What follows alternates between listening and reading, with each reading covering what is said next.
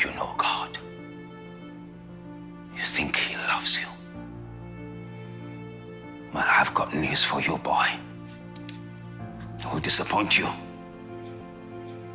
He will take everything you love and he will destroy it.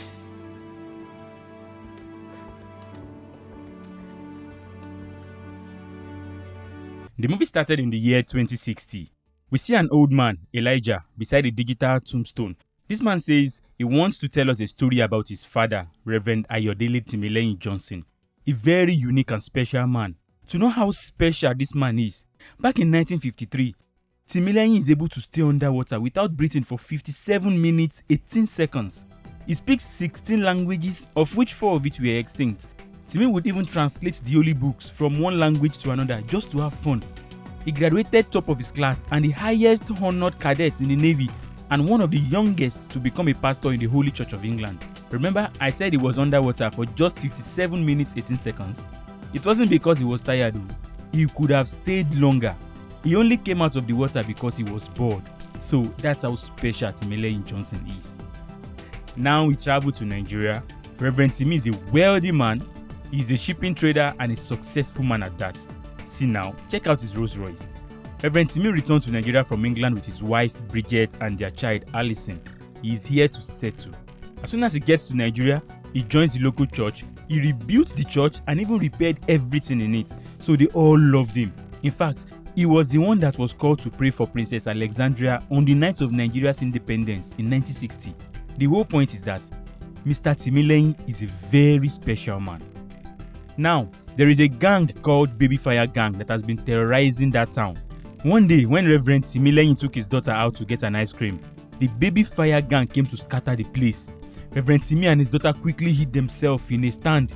Baby Fire then approaches a man that refused to run. You are bold, Abi. He removes his cap, flings it away, and it landed right where Timi and the child is hiding.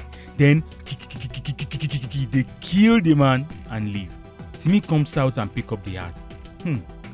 The pastor and elders then meet inside the church to discuss this incident. The police says they can't arrest Baby Fire because there is no eyewitness. One woman says that, but we all know it's Baby Fire now. The husband says, do you want us to mention him in court so that Baby Fire can kill us too, Abi? The reverend could not keep short any longer. He says he will swear it in court. The wife is shocked. I saw him, Timi says, so I'll swear it in court. The wife begins to cry and beg him that night not to do so. Don't do this to this family. Now the court resumes. The lawyer asks if he saw the man that killed Mr. Jeremy the other day, and without wasting time, the reverend points at Baby Fire. That's him. The Baby Fire was arrested and taken away. Problem solved, right? No. This is when the whole problem began. Baby Fire that Reverend Timi pointed at in court is actually working for the leftover colonial masters. They use him to eliminate anybody that causes them trouble. For example, that Mr. Jerome that was killed is one of those that has been pushing for all white men to return to their countries since Nigeria has gained their independence. That is causing troubles for these colonial masters, and therefore they use Baby Fire to eliminate him. Even the judge, a white man, he meets with the others, and guess what happened? The judge says there is insufficient evidence to prosecute Baby Fire, and for this reason, Baby Fire is free to go. Again, Reverend Timileyin is in trouble. And the wife warned him. She warned him.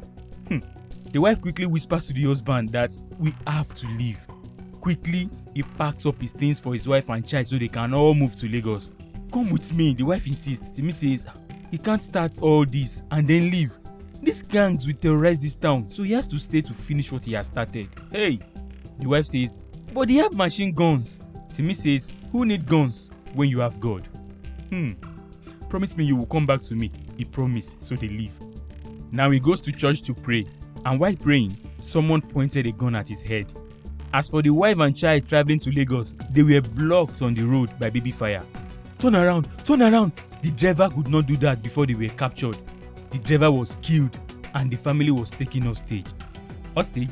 No, they took them back home to meet Timileyin that had already been battered seriously. And right in front of Timileyin, they poured fuel on the car.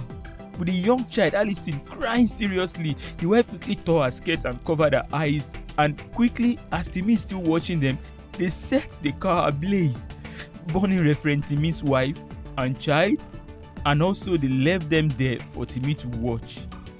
Quick disclaimer, Breath of Life is written and directed by B.B. Sasore.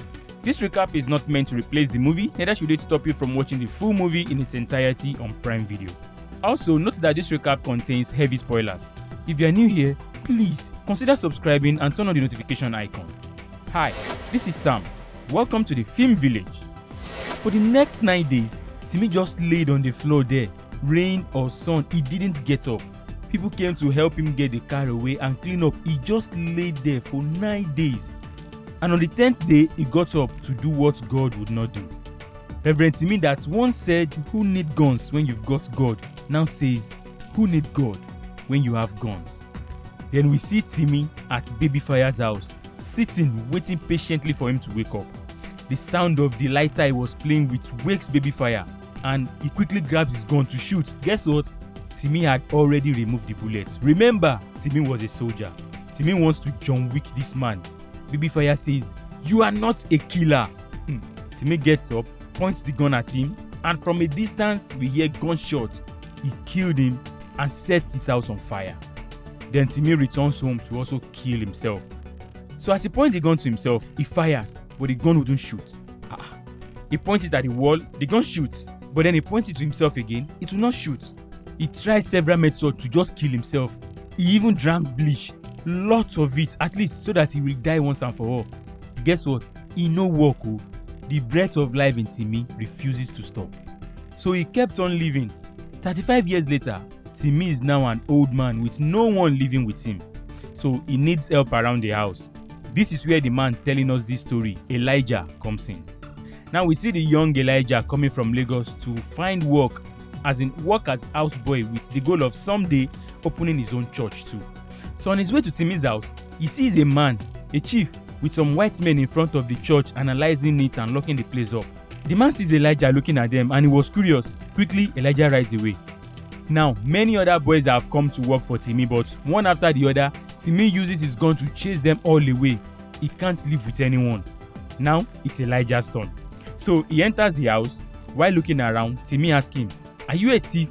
Before he could reply, he says again, "Are you deaf?" Before he could answer, "Speak, boy." Now the shock triggered Elijah's asthma, so he took his inhaler and then replied, "No, sir. I'm here for the job of a houseboy." "Houseboy? Sir, more like a house manager. My name is Elijah Odudu Abasi Okon." He showed him his CV to prove that he is qualified, but Timi says, "No." Elijah begins to beg, "Please, sir, I'll do anything. I'll cook, clean, and do anything to bring this great house of God back to his glory." That phrase, "house of God," got Timi angry. He turns and looks at him. He points the gun. "If you ever say that name in this house again, it will be the last name that you speak. Is that clear?" Elijah says yes. Anyway, he employs Elijah as his house manager, giving him instructions on what he eats and when he have his breakfast. "Does that mean I have the job, sir?" Elijah is happy he's got the job, even though it was at gunpoint. And yes, he gets to work immediately, cleaning and cooking as promised, impressing Reverend Timi. No, just Timi. He is no longer a reverend. He has his guns now. He no longer needs God. Elijah made him his breakfast, 3 eggs and a coffee. First serving, Timi complains, "Too much salt! Do you want to kill me?" He smashes the plate on the wall. Elijah brings another. "No taste!" He smashes it too. One after the other, he kept smashing them. 16 times Elijah tried before getting what Timi finally wants. Wow. Well, we can't completely judge Timi. I hope you remember what he had gone through, right? One evening, he walks by a room only to see Mr. Timi holding a burnt teddy bear belonging to his late daughter. Now, Elijah did not know the whole story or what happened or who owns that teddy bear, but he could feel the pain Mr. Timi is going through. So every night, he will sit outside the room watching Timi inside crying with the teddy bear. So one day, Elijah was gardening when Timi's lawyer, Mr. Coker, meets him. He informed Elijah that he handles the estate and finance and he will be the one paying Elijah's salary. Thank God though. Elijah says he has been scared to ask for any money from Timi.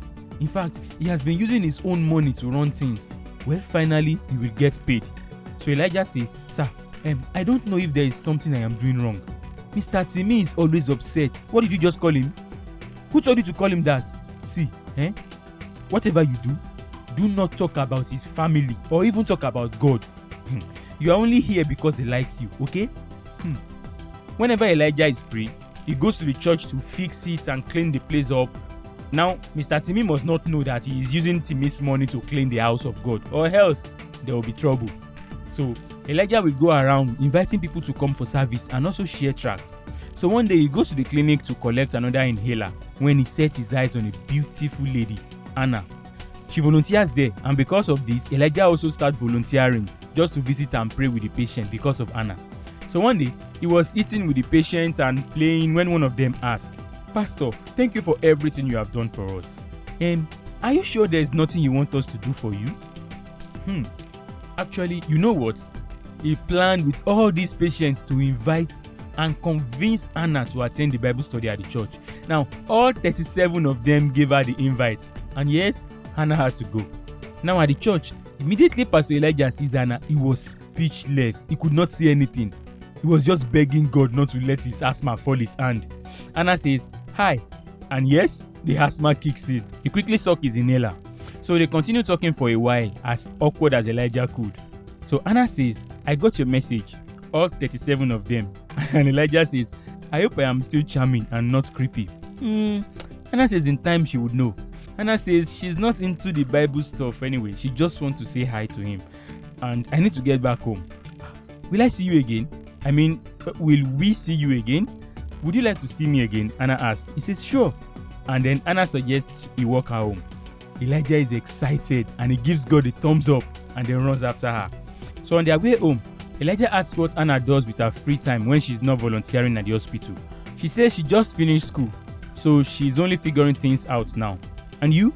Elijah says, he works as a houseboy at Mr. Timi's house.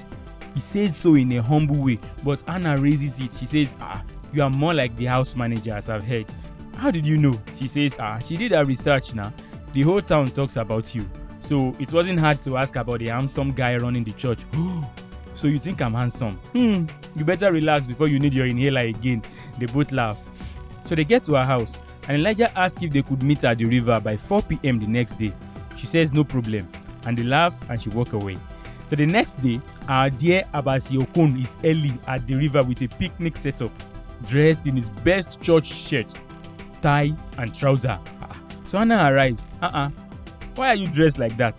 In his mind, Elijah says, "Is she mad? This is my best shirt." Anna says, "Why are you dressed like you are going to church when you are coming to swim?" "Swim? I didn't say swim." Anna says, "I thought you said we are coming to the river." His asthma kicks in again. Elijah gets the message. Swimming is more romantic than just sitting by the river. "You want to swim?" Anna just takes off her clothes immediately, ready for a swim. In his mind, Elijah says that moment was when he knew he was going to marry her. Now, it took Elijah 5 months to learn to swim properly, and they meet every day. So because of him, Anna had to attend a few Bible studies, even though her presence is just to tease Elijah and not to learn anything. Also, instead of buying a car, as rich as her father is, Anna bought herself a bicycle just so that she could ride along with Elijah. As for Mr. Timi, he is now well acquainted with Elijah. He enjoys the food and the egg and coffee and everything. All is going well. Right? One day, while conducting Bible studies inside the church, Mr. Timi angrily barged in, quoting the Bible, "No one who practices deceit will dwell in my house. No one who speaks falsely will stand in my presence." Scared Elijah gets up. He says, "Psalm 101, sir." Elijah then turns to him, "Sir, I have done everything at home. I thought you would still be sleeping." Timi continues by quoting Colossians. Elijah completes the Colossians again. Then Elijah says, "Sir, you said you don't want to hear anything about God, so I didn't tell you about this, sir. I don't have any time off for myself, so I do these things whenever you're having your siesta." Timi yells at him, "Then, if you don't like the job, get the hell out." Then he turns to walk away. Elijah then quotes his own verse. "You shall not oppress a hired servant who is poor and needy. You shall give him his wages in time." He quotes this well. Timi says, "Oh, you think you've been sent by the Lord to teach blah blah blah, eh?" As a challenge, Timi then quotes a challenging verse for Elijah, asking that if by the next morning he can find where that is in the Bible, he would give him time to be doing his study. All through the night, Elijah Basiokon searched and searched for that verse before finding it. And guess what? He wrote the answer in a piece of paper and served it to Mr. Timi the next morning. Timi, thinking he's about to have his egg breakfast, only opened the plate to see Haggai chapter 1 verse 5 waiting for him. He angrily throws the plates at the wall as usual. That night, Timi sits alone thinking about his late family and crying as usual. Then he picks up a video camera. Now, there's no means of playing the tape on the video to remember his family, so in annoyance, he throws it away and Elijah sees the tape. The next morning, we see Elijah ironing, singing, dancing when Timi was calling for him. Where is this boy? He enters his room. What is wrong with you? Elijah says, sorry sir, I didn't hear you. The rain beat your newspaper, so I thought I should iron them out for you. Timi says, I broke my glasses last night, so I can't read them anyway. Elijah says, I can read. The asthma kicks in again. I can read them for you. Timi says, what's that? He says, asthma sir. And where is your inhaler? He brings it out.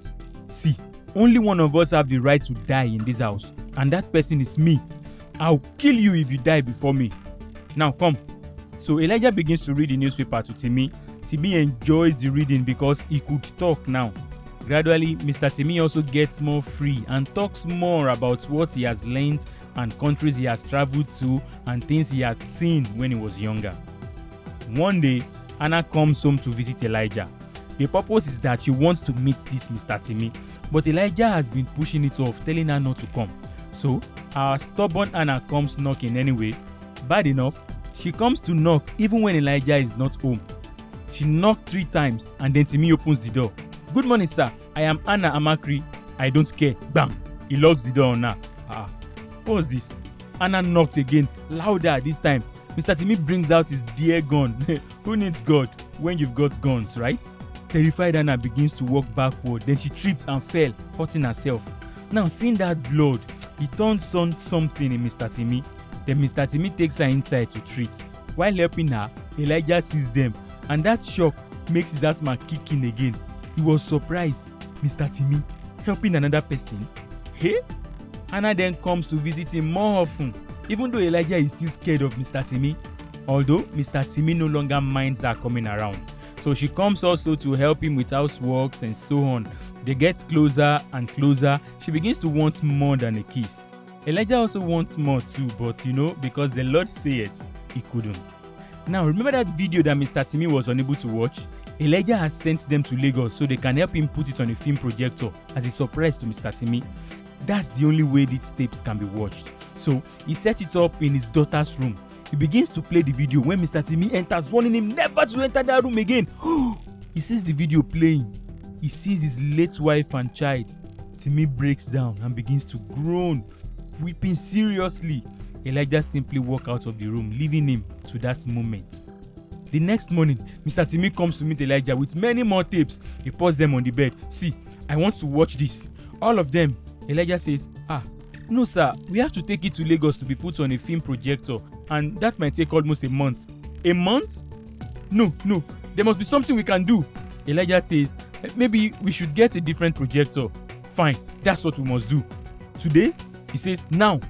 Me and you? He says, yes, you can drive us there. Then his asthma kicks in again. What's wrong? He says, I can't drive, sir. You can't drive? Yes, sir. Meet me outside. Now, outside, Mr. Timi begins to train Elijah on how to drive. Mr. Timi was the worst teacher ever. He shouts and he slaps and he insults him in different languages. Useless, stupido, idiota. Idiota! Bespoliesni! Semiutilidade! Unitile! Idiota! Puto! Merda! Olodo! Ode! All this insult doesn't mean Elijah will still know how to drive. Now, frustrated, Mr. Timi sits on the bonnet of the car, worried. Drive this car or else I will kill you. Elijah tries his best, and yes, the vehicle begins to move slowly. Finally, you have done it, boy. You have done it. You are not useless after all. Sir, it's moving. Should I stop it, sir? Are you stupid? Drive. Very interesting scene here. Now, they rest up for a while. Mr. Timi gives Elijah beer to drink, his first beer, it appears. So Timi asks Elijah, how does your friend up there feels about you and Anna? By friend up there, he means God. Elijah says, Anna and I haven't done anything, sir. You've been with her for a whole year and you haven't. He begins to mock Elijah. Elijah says it's not funny, sir. And for the first time, Mr. Timi talks about his late wife, Bridget. He says that they waited until their wedding night before they had sex, and that night was magical. They made the decision together to wait. So, talk to Anna. Tell her how you really feel. Elijah says he wants to do it, but he knows it's wrong. Timi says, for God's sakes, man. I'm not talking about what God wants from you. Timi just mentioned God. He mentioned God twice. Elijah says, you called his name, God, twice. Did I? Yes, twice. Elijah begins to dance. Finally, he has made Mr. Timi call the name. Celebrating. Mr. Timi just laughed. See, meet me at home. So they finally got the tapes from Lagos and they watched the tape together. Mr. Timi no longer watched this tape and cry. Instead, he watched it with Elijah and Anna. And instead of crying, Timi will laugh and talk about the happy moments. Although, that story always made Anna cry. Now, one morning, while having breakfast, Mr. Timi says, so Elijah, this man calls me Elijah for the first time. He had always been calling him boy. Timi asked, what's wrong? He says, nothing, sir. He is surprised that Timi could actually call him by his name. Okay, Timi says, so since you can't drive, how do you get into town? He says, he can show him. So he takes Mr. Timi on a bike ride through town. The next morning, Mr. Timi noticed that Elijah served him 4 eggs instead of 3. This is a bribe. So he asked him, what do you want? Elijah says, he needs a tie. Anna has invited him to meet her parents. Wow. Mr. Timi says he will think about it. Later, he brings him 2 different ties, a red one and a blue one. Red shows you are powerful and you can achieve whatever you set your heart to, while the blue one means you belong here. So what do you want to say? Obviously, Elijah wants the blue one to show that he belongs with Anna's family. Now, before going, we see Elijah writing a letter to someone. Now, he gets to the house. Anna commends his choice of tie, saying, it looks cool. Good. Then the mother joins them and she's a bit friendly. She says the father will be with them soon. So she asks, what do you do? Elijah says, he is the house manager of Mr. Johnson. Which Johnson? He answers, Timi Johnson. Who? Are you the man trying to start the local church? He said, yes, but they are just a Bible study group for now. Immediately the mother's mood changed. Why? What is wrong? What do they all have against Mr. Timi and the church? Now at this point, we hear a car horn. Oh, the father is around.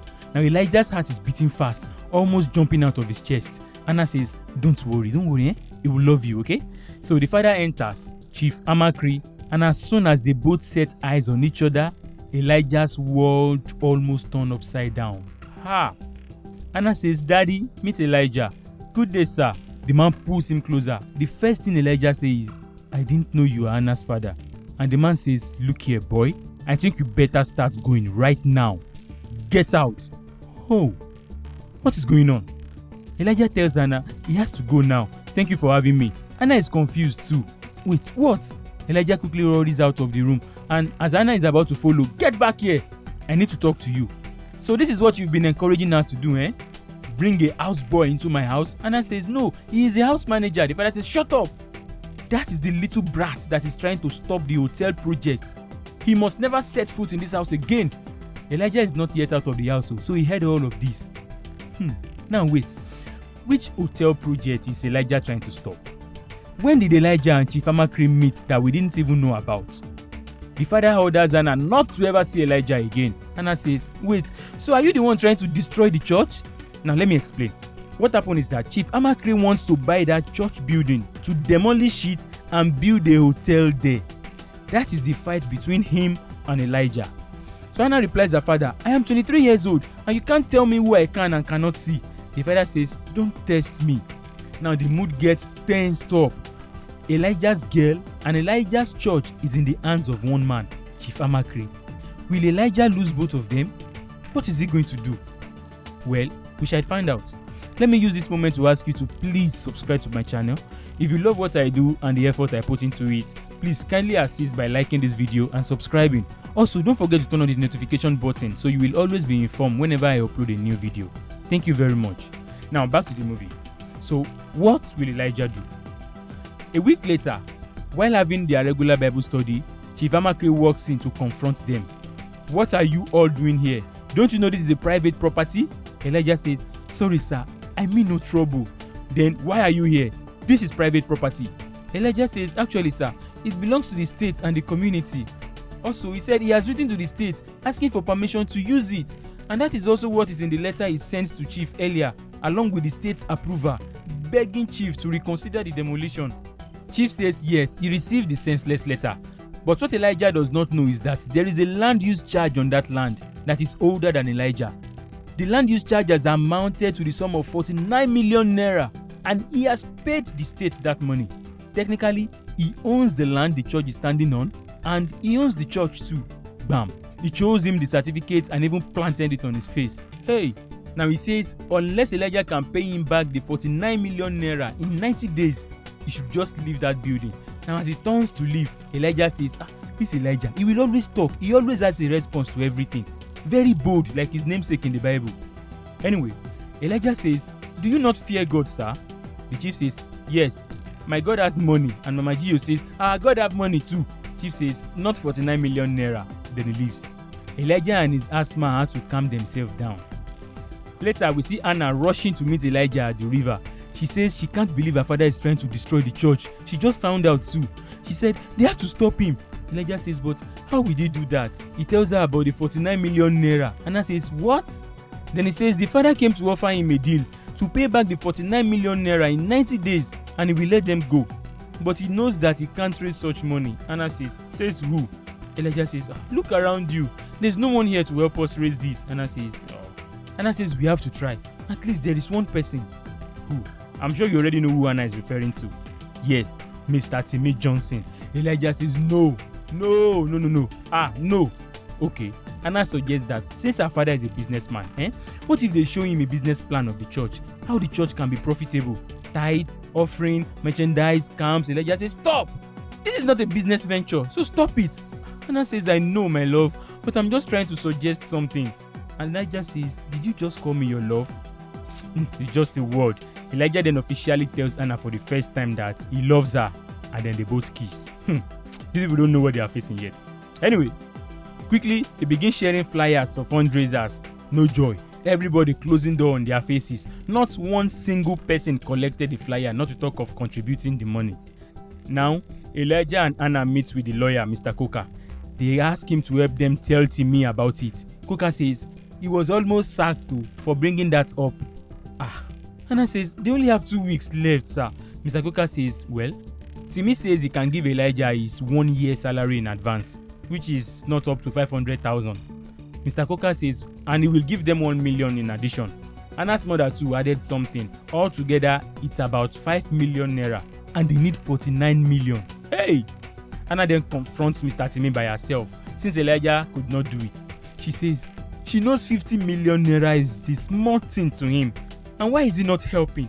After all, Elijah has dedicated most of his life for him, and even Elijah's salary is not enough to buy him a new bicycle. So why won't you give him the money to save the church? A church that you built and pastored. Timmy says it's not a concern. Anna says you are not even using your money. So what exactly do you want? What do you want from him? How can you be so cruel? Timmy did not even pay attention to anything she's saying. Anna then brings up his family into it. You claim you love your family. Timmy gets up. Anna continues though. She's not scared. She says she doesn't know how someone so heartless could love anybody. Elijah shouts, Anna! I'm sorry. Anna has spoiled everything. He rushed to meet her outside. How dare you do that? How would you feel if I came to your house and start insulting your father? Anna says, he is not your father. Elijah says, you don't know what he has been through. I beg. It's been over 50 years. That's not a reason to still lock himself up. Elijah says, you are making things worse. Worse? My father will destroy the church in 2 weeks. How much money have you raised? Elijah replies with money. That's what people with money always talk about. Their conversation takes a new turn when Anna says, you think I'm after money? If I am about money, what will I be doing with somebody like... She holds it. She just misspoke. Elijah says, oh, what will you be doing with somebody like me? It's true that the apple doesn't fall far from the tree. If your father is willing to sell the church for 49 million naira, I wonder how much he is willing to sell his own daughter. Taza! She slaps him and then runs away. That statement is actually painful. Now, after that small fight, Elijah would go to the river to wait for Anna. But no, Anna never shows up anymore. He even rides to her house to check through the window, but Anna still refused to meet him. Come rain, come sun, Elijah will stay there under the rain waiting for Anna. Sometimes he even sleeps there overnight. Now one day, the next morning, Anna opens her window curtain only to see that this guy is still here. Instead of going to meet him, she just walks away. Hey!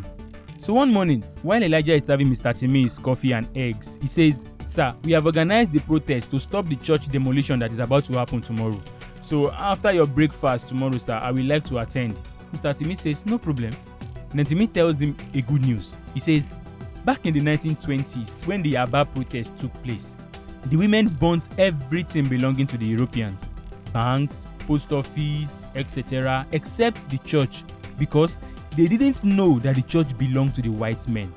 Technically, what Mr. Chimezie is telling Elijah is that the land and the church on it does not belong to the state. It belongs to Her Royal Majesty, the Queen of England. So that's good news.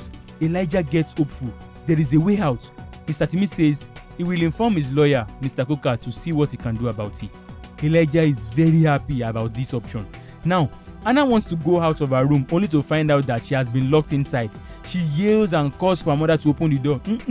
No one opens the door. Apparently, her parent doesn't want her to join the protest.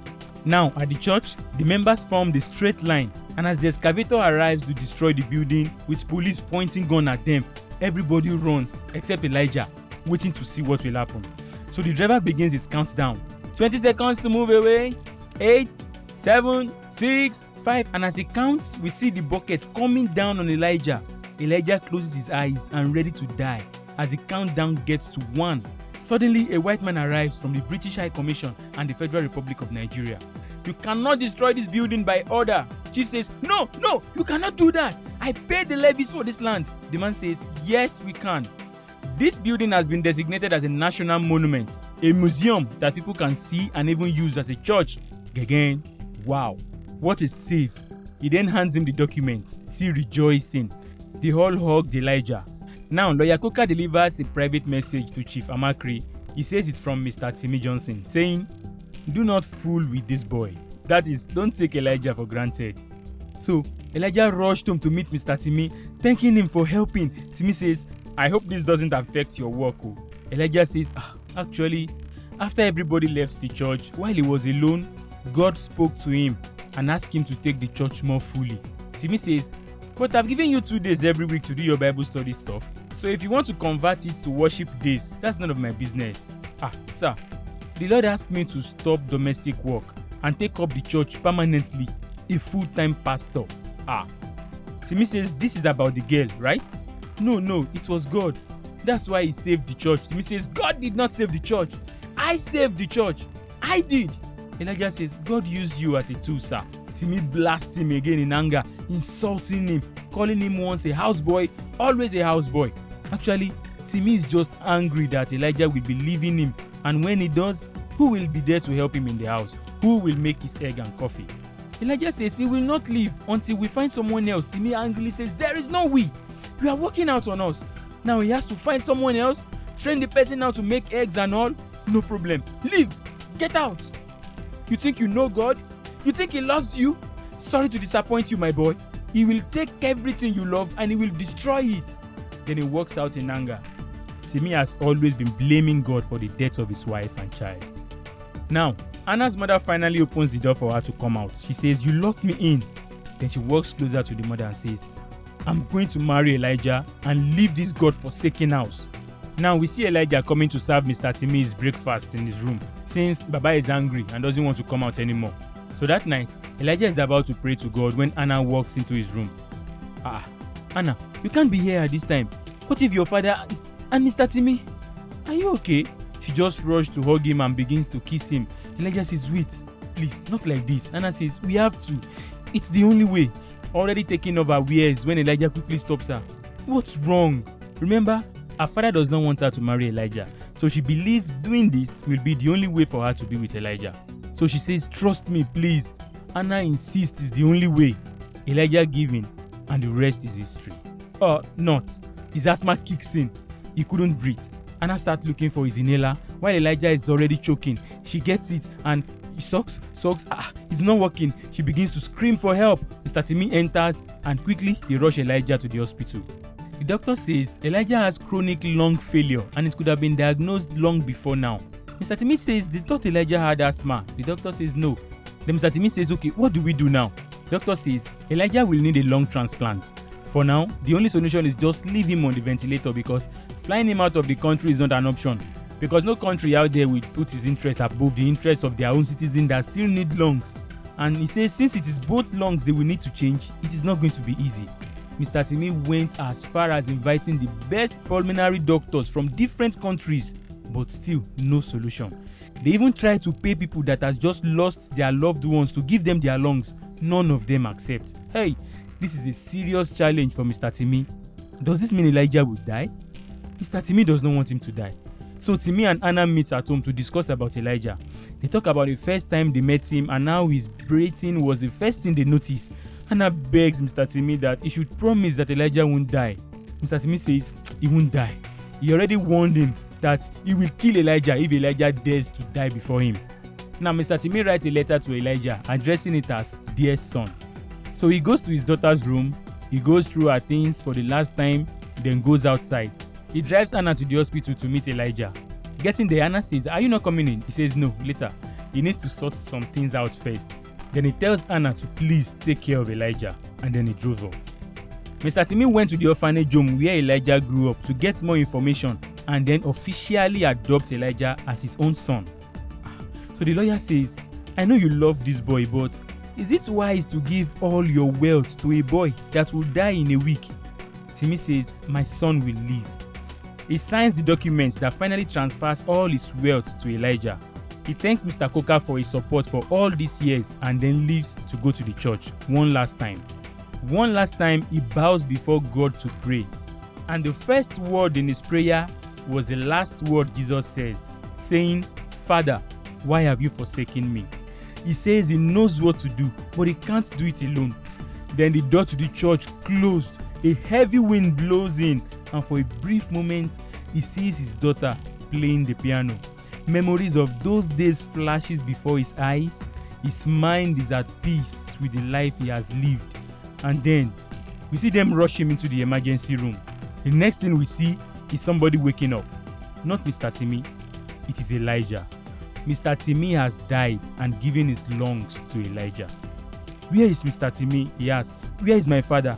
Anna shakes her head and a flood of tears bursts open. She cries. He cries. I cry. We all crowed. Anna gives Elijah the letter Mr. Timi wrote to him, saying his goodbyes. He wished him well and says while he may be gone, Anna will be by his side. And don't worry about her father, Once he knows you are now a rich man, he will let you marry Anna. And yes, exactly.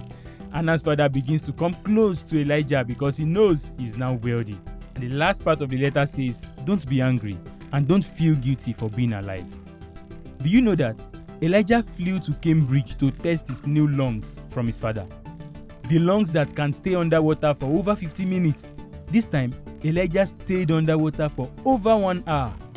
And also, Elijah used the money for so many good things. And then the movie ends.